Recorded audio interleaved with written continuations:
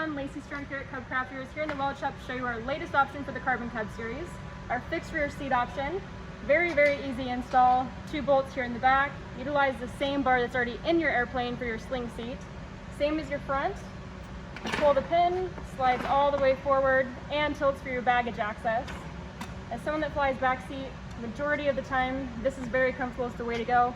It's available now for our entire Carbon Cub series, Carbon Cub SS, your EX kits, and the FX series. Everything already existing in the field to be retrofit or on new aircraft. Next, let's take a look at what it looks like in the airplane. Here at the CubCrafters Delivery Center to show you what the new fixed rear seat looks like in a used Carbon Cub SS. This has been engineered specifically for both new and used Carbon Cubs, and it has been fully structurally tested. Now the pilot and the passenger both have the same level of comfort and stability in the aircraft. I'll hop in and show you what that looks like.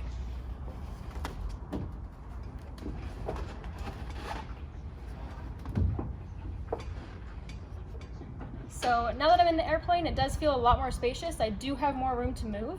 I'm sitting up quite a bit higher in this seat compared to the sling seat, so visibility is great. These are available now, so contact your regional dealer for more information.